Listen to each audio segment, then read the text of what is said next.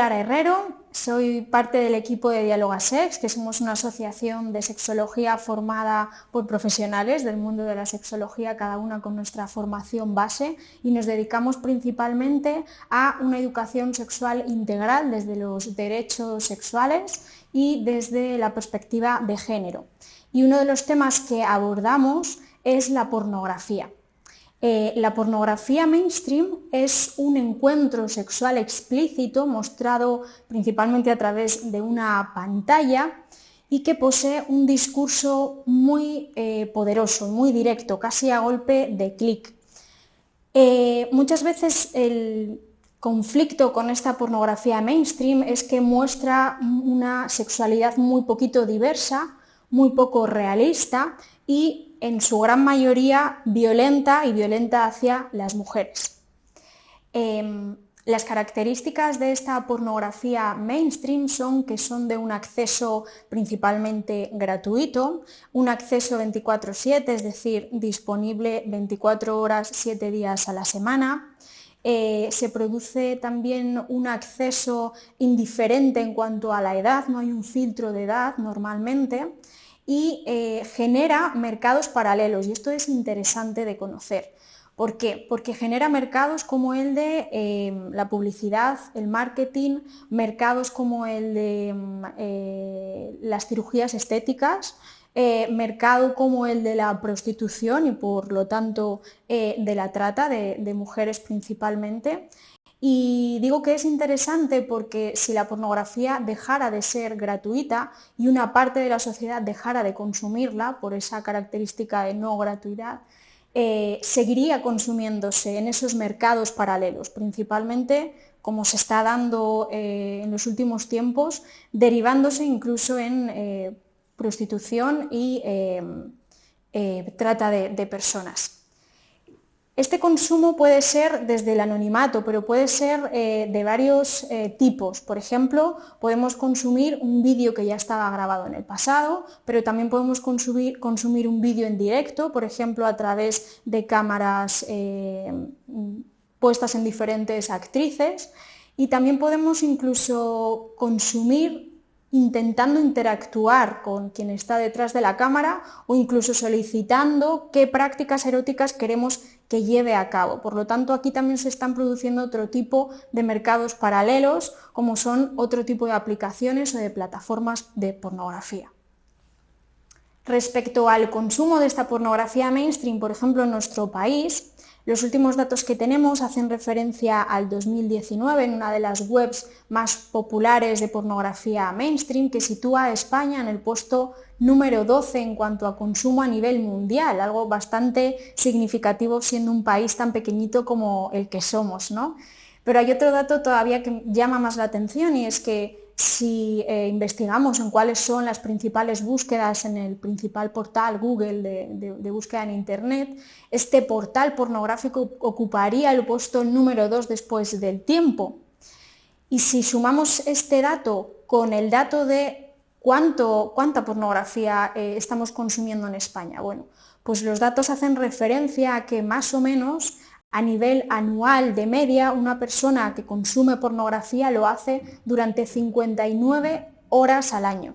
Vale, no parece mucho, a lo mejor así de primeras, pero si estos datos los comparamos con las horas de educación sexual que recibimos por año, pues los datos sí que llaman la atención, y es que en el mejor de los casos dentro de la educación formal, en institutos o en públicos, de media se imparte una educación sexual de 3 a 5 horas, y digo en el mejor de los casos quien tiene suerte porque educación sexual se recibe muy poquito. Si comparamos estos 59 horas anuales de pornografía frente a 3-5 de educación sexual, el resultado es que la pornografía mainstream está sustituyendo a la educación sexual. Podríamos hablar de que se ha convertido en la educación sexual principalmente de la población joven de nuestro país. Esto no significa que la pornografía sea educación sexual, sino que la población se está informando de manera incorrecta sobre qué es la sexualidad, ¿no? ¿Por qué? Porque no podemos olvidarnos de que la pornografía es ficción y de que si no hemos recibido una educación sexual previa, ¿cómo vamos a tener las herramientas y las habilidades para diferenciar si lo que estamos viendo es realidad o es ficción?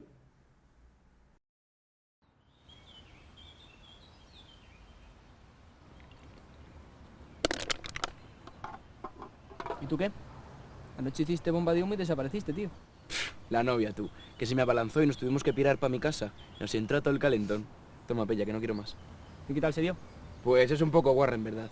Nada más llegar, me desnuda y yo ya, pues iba embalado. Y justo cuando estamos a punto, va y me dice que no quiere seguir después de provocarme. Entonces, que no hicisteis nada, ¿no? ¿Cómo que no? Hombre, yo no me quedo con el calentón. Además, la que quiso fue ella, que para eso es mi novia. No puede decir primero que sí y luego que no. Así no se hacen las cosas. Entonces la forzaste. Que no, hombre, ¿cómo la voy a forzar? Si fue ella la que dio el primer paso. Pero que si ella no quería es violación. ¿Pero qué dices? ¿Qué dices de una violación si es mi novia? ¿Y qué más da? Si no quería la has forzado, sea tu novia o una piba a la que acabas de conocer. Y eso de que es culpa suya porque quería al principio... no me vengas con milongas. A ti también te apetecía esta lata hace un rato y ahora no.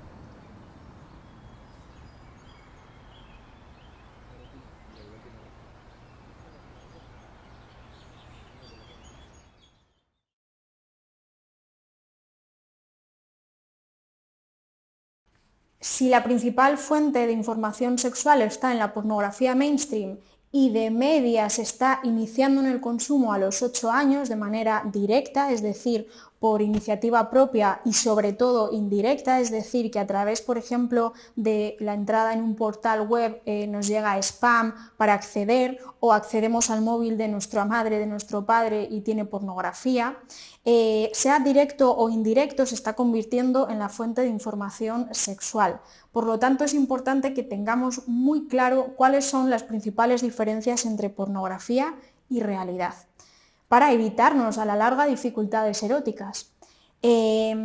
La primera diferencia, que parece bastante obvia, pero que después lleva a equivocaciones, es que la pornografía muestra modelos muy rígidos de lo que significa ser hombre y modelos muy rígidos de lo que significa ser mujer. A partir de ahí, la pornografía mainstream va alimentando estos mitos de lo que significa ser un verdadero hombre o ser una verdadera mujer. ¿Y qué es esto para la pornografía? Pues principalmente son aquellas personas cuyos caracteres sexuales están en dos polos muy opuestos, ¿no? Mujeres, por ejemplo, con sus caracteres sexuales fuertemente marcados, voz aguda, grasa corporal distribuida en pechos, caderas, menos bello que un hombre. Los hombres en contraposición en ese otro continuo estarían pues, hombres con la grasa más distribuida en los hombros, hombres con más vello que mujeres, con la voz más grave. ¿Qué es lo que sucede? Que si yo tengo en cuenta estos modelos y yo me comparo y no me veo reflejado o reflejado, a lo mejor pienso que no soy un verdadero hombre o una verdadera mujer. Y es que existen tantos verdaderos hombres y tantas verdaderas mujeres como personas en el mundo y tenemos que legitimar esta diversidad. Esta falta de diversidad que muestra la pornografía mainstream también se ve muy claro en los modelos de belleza que nos transmiten, ¿no? Son cuerpos muy estereotipados que cumplen con unos cánones de belleza que no siempre, casi nunca, se parecen a lo que nos encontraríamos en la realidad. Si yo me comparo con esos modelos y no me veo reflejada, puede que aparezcan, por ejemplo, trastornos de autoimagen o dificultades psicológicas, o de aquí también está muy ligado el incremento en nuestro país de operaciones estéticas o, por ejemplo, de aumento de pecho o de operaciones también en los hombres, porque sí que es cierto que normalmente se ha hablado de operaciones estéticas referidas a mujeres, pero cada vez son más hombres quienes también se las practican. Si hablamos de esta falta de legitimidad en la diversidad, no se nos puede olvidar esa falta de diversidad de cánones de belleza en la pornografía, ¿no?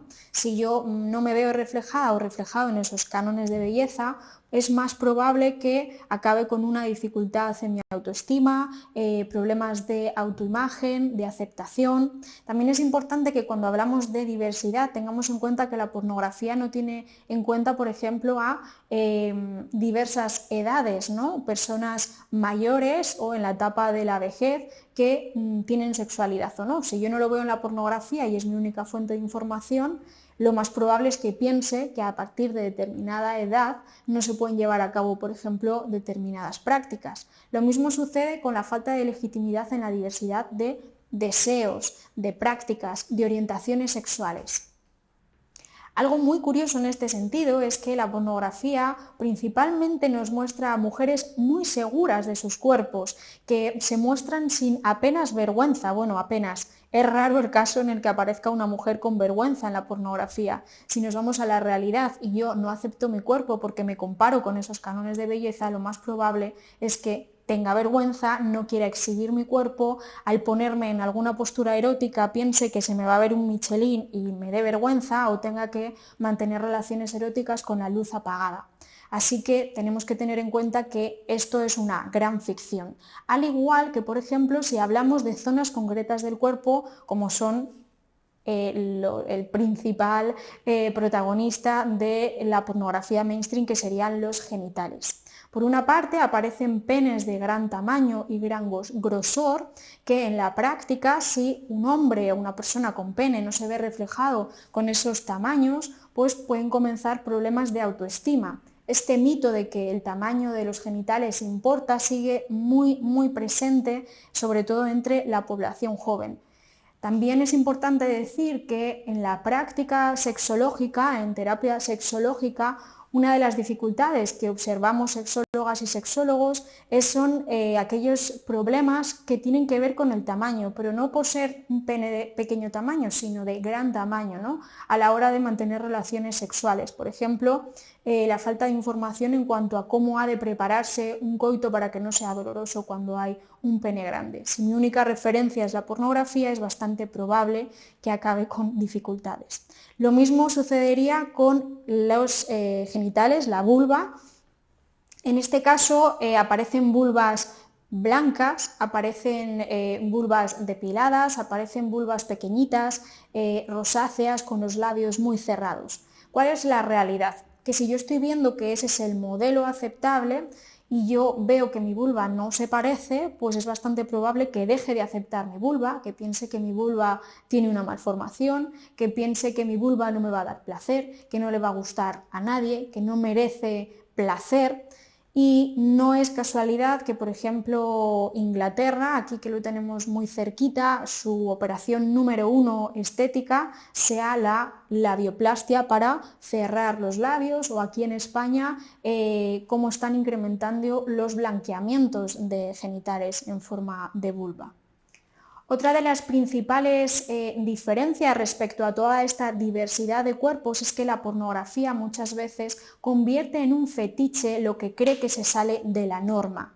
No existe una norma, la norma es la diversidad, pero si nos vamos a secciones concretas, como por ejemplo sería la de lésbico, tenemos que tener en cuenta que las relaciones sexuales homosexuales, en este caso entre dos mujeres que estamos viendo a través de la pornografía, no son relaciones sexuales reales. Normalmente no es lo que hacen dos mujeres al mantener relaciones sexuales, sino que más bien está construido para satisfacer deseos eróticos de hombres heterosexuales. Por lo tanto, se convierte a la mujer, en este caso lesbiana, en un objeto de deseo masculino, mucho más lejos de lo que sucedería en la realidad.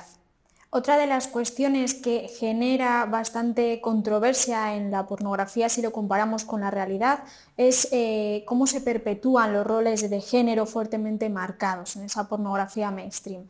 Por un lado tenemos a las mujeres que podemos verlas en su rol de ya no sujetos sino objetos pasivos de deseo, no suelen ser las que toman la iniciativa, no suelen ser las protagonistas, su placer no suele ser protagonista, a no ser que sea objeto de deseo del sujeto deseante, que sería el hombre, ¿no? Que cumple ese rol de sujeto demandante, muchas veces con un deseo casi instintivo, ¿no? Como mero animal. Esto se contrarresta bastante con la realidad, ¿no? Si convertimos el deseo masculino en un mero animal instintivo, dejamos de lado su capacidad de decisión, por ejemplo, a la hora de llevar a cabo prácticas, por ejemplo, violentas, ¿no? Incluso se produce toda una justificación de la cultura de la violación en este sentido.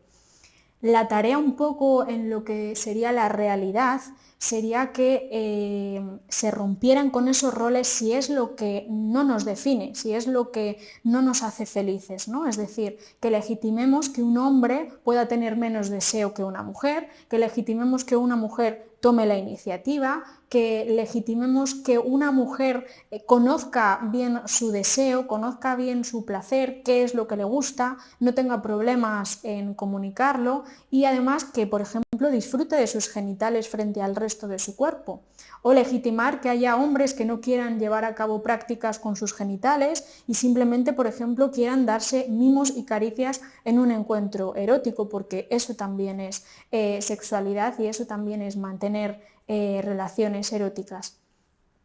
En este sentido, muy ligado a estos roles de género, la pornografía mainstream muestra un mapa del placer muy pobre, una erótica, unas relaciones sexuales bastante pobres y bastante limitadas, centradas principalmente en los genitales, el pene en este caso sobre todo, centrada en el coito, en una sola práctica, y centrada en el orgasmo, solamente en un tipo de placer, cuando la sexualidad y la erótica ofrecen una infinidad de posibilidades. Si yo no tengo en cuenta otras referencias, me voy a quedar en esta pobreza de pene, vulva, coito y orgasmo, ¿no? Existen infinidad de placeres más allá del orgasmo, existen infinidad de prácticas más allá del coito y infinidad de zonas erógenas más allá de nuestros genitales, de nuestro pene y de nuestra vulva. Y cuantas más contemplemos, mayores opciones de placer y de goce vamos a tener. El cómo responde nuestro cuerpo en cualquier encuentro sexual, ya sea a solas o con alguien, que esto sería la respuesta sexual humana, es muy poco real en la pornografía mainstream, por decir casi inexistente. En primer lugar, tendríamos la primera fase, que sería la fase del deseo. La pornografía obvia esta fase y si no hay deseo, que es igual de importante que el consentimiento, estaríamos hablando de una violación o de una agresión o una relación sexual violenta. Así que el deseo hay que contemplarlo aunque la pornografía mainstream no lo haga. Después vendría la fase de la excitación y aquí la pornografía pasa volando directamente. Esto es con la primera fase con la que empieza, ¿no? Y además empieza de una manera curiosa. No da tiempo a los cuerpos a que se preparen fisiológicamente para que se produzca la excitación, ni a nivel mental, psicológico, ni a nivel corporal, fisiológico, ¿no? Aparece el pene ya erecto, aparece una vulva que si está lubricada o no les da igual.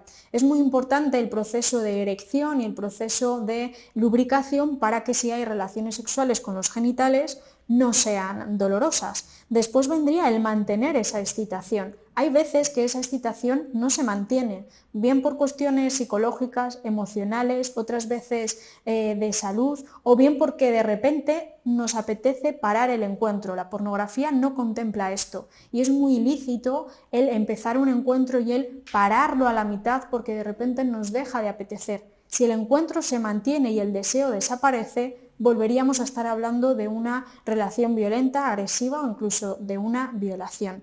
Así que esto es importante de contemplar.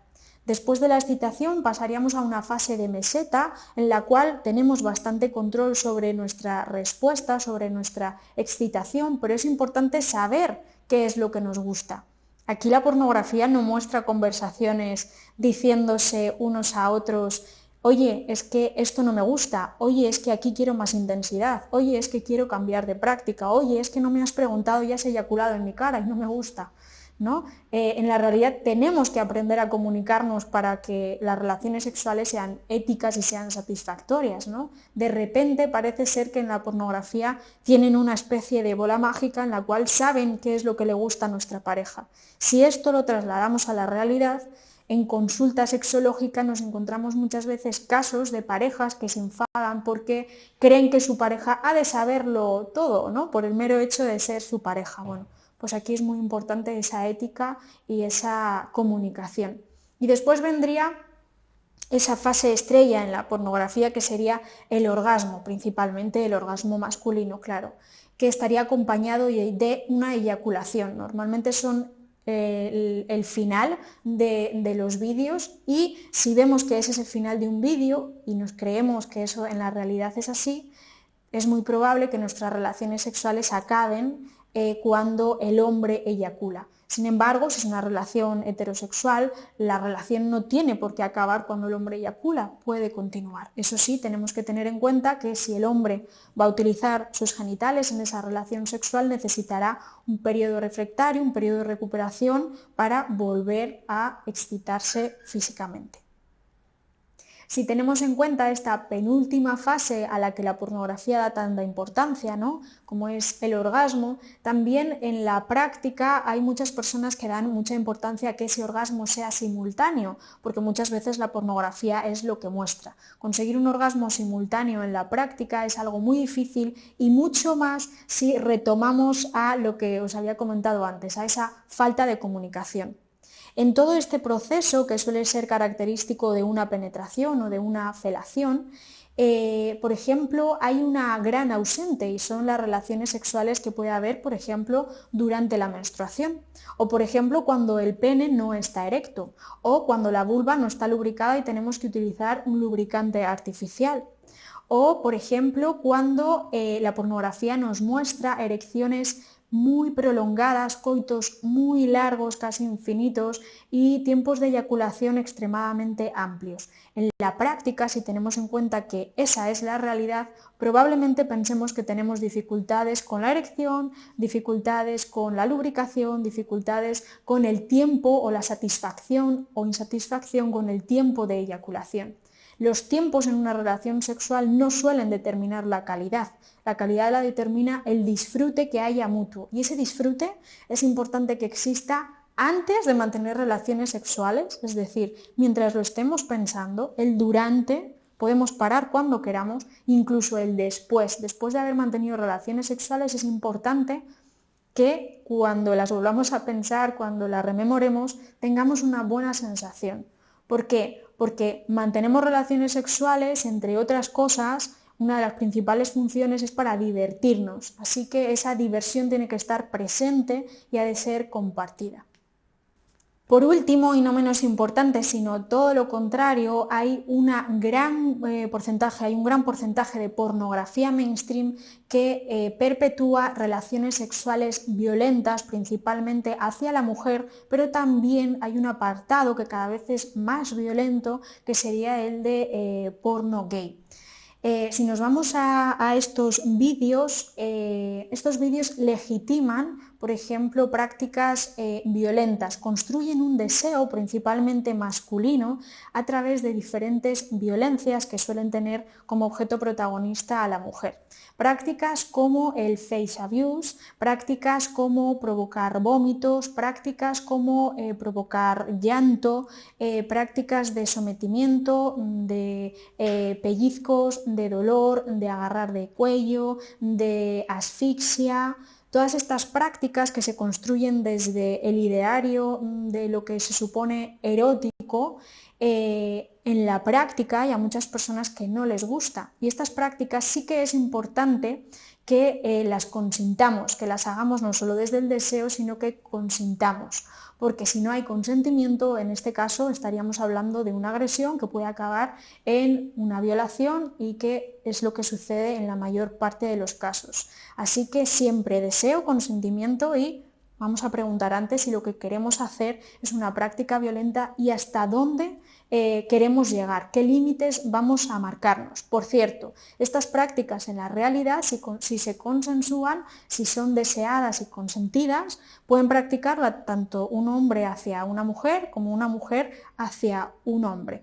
Por ejemplo, una de las prácticas que la pornografía mainstream muestra con mayor frecuencia, incluso tiene su propia sección, sería la de penetraciones anales violentas. Pero es curioso que estas penetraciones anales violentas, que en la práctica podrían llevarse a cabo siempre que sean consentidas y deseadas, se practican en la pornografía de hombres hacia mujeres. No al revés, ¿no? Cuando, por ejemplo, compartimos un mismo órgano que es el ano y que puede disfrutarse independientemente de si somos hombre o de si somos mujer.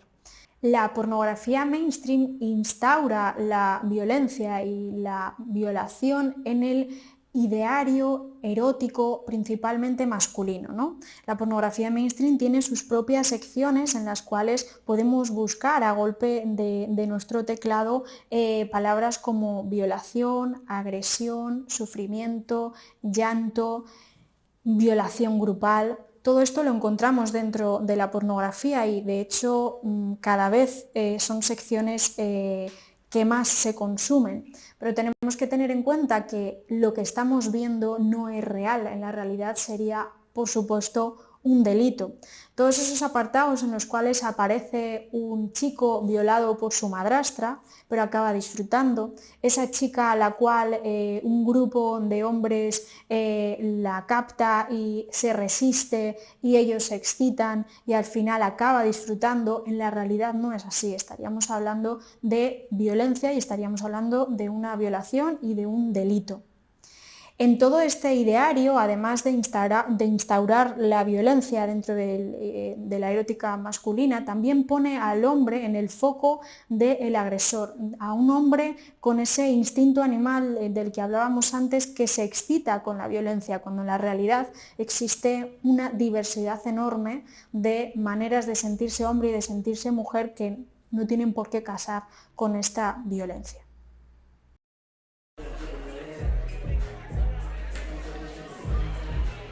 Me ha hecho Marina que la viste ayer, ¿no? Sí, tío, y qué mal rato. Te juro que no podía parar de mirar al pedazo de escote ese que me gasta. Si es que no sé ni qué me contó. Normal, es que lleva una ropa, luego que si la miran, que no se queje, ¿no? No, que vaya como quiera. ¿Qué tiene que ver eso con que la miren? Bueno, es que los tíos somos así. Vamos, que según tú vas así vestida para que no la dejes de mirar, ¿o qué? Pues claro, no para de provocar y al final se encontrará lo que va buscando. ¿Y qué va buscando? Mira, si a un tío le ponen un par de tetas delante, cae. Eso es un hecho. Yo no sabría decir que no, vamos. Pues claro, muchas veces las tías tienen igual de culpa o más que nosotros. Te provocan y luego que si violación, que si agresión... Estoy flipando. ¿Estás escuchando? ¿Qué? Como la vecina de Alberto, que dijeron que la violaron. Pero tú viste cómo iba vestida. O sea, ¿estás diciendo que encima de que la violaron es su culpa? A ver. No está nada claro, porque dicen que no se resistió ni nada. Si te están violando, peleas o gritas o haces algo, ¿no? Hombre, cómo vaya vestida, cómo reaccione no te hace menos culpable si la violas. Claro que no. Basta ya de culpar y castigar a alguien que ha sufrido una agresión, joder. Si no hay consentimiento, es un delito y punto. Y solo un capullo se inventaría una excusa como la manera de vestir de alguien para sentirse mejor. O que estaba borracha, o que se fue con un desconocido, o que estaba sola. Si no hay un sí es violación, ni más. Claro, tío. Es que tienes razón.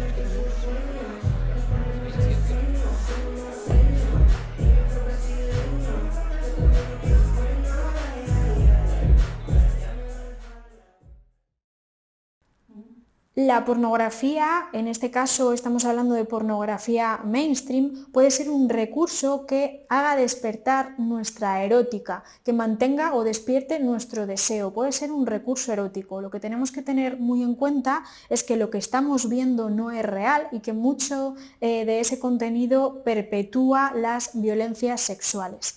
Si nuestro único referente erótico o referente de entrenamiento en nuestro deseo es la pornografía, a la larga va a ser bastante difícil que consigamos excitarnos con otro tipo de estímulos. Esto es algo que tenemos que tener en cuenta, porque por ejemplo, si mi único referente de información ha sido la pornografía, si yo únicamente he construido mi deseo a través de la pornografía y he mantenido mi excitación y provocado mi excitación a través de la pornografía, es probable que después en un encuentro erótico en la realidad vea que eso no es del todo real o que no se parece en nada a lo que yo he visto en pornografía y a partir de aquí aparezcan dificultades. ¿Dificultades de qué tipo? Pues por ejemplo dificultades con la excitación, dificultades de erección, dificultades para tener orgasmos, dificultades de anorgasmia, dificultades como vaginismo, como dispareunia,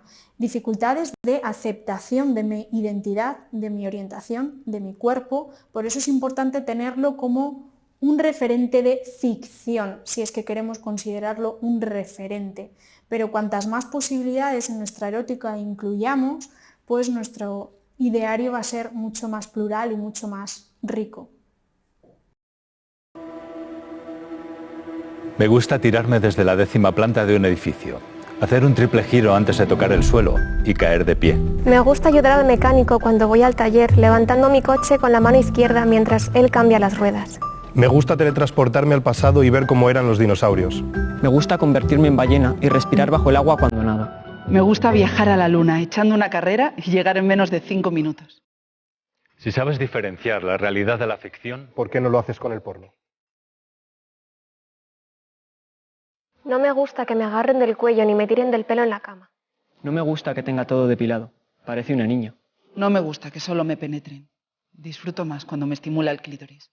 No me gusta eyacular sobre alguien si no sé si le gusta. No me gusta tener que ser yo quien lleve el control todo el tiempo. Te la están pegando. Que no te vacilen.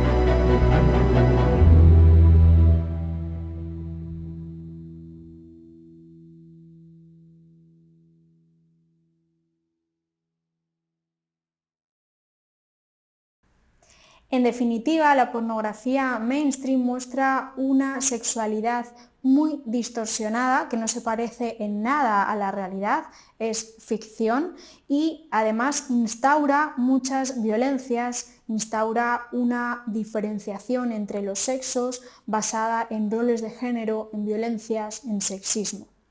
Frente a esta pornografía mainstream, si una persona joven quiere informarse sobre algo referente a la sexualidad, estaría bien que fuera a canales de información veraz, como por ejemplo fuentes de educación sexual impartidas siempre por profesionales de la sexología. Desde Dialogasex queremos invitaros y abriros las puertas a nuestra asociación, a nuestras redes sociales, a leeros nuestra guía sobre sexualidad o, si tenéis alguna dificultad o alguna duda, a hacer uso de nuestra asesoría sexológica gratuita para jóvenes de 16 a 30 años de Valladolid.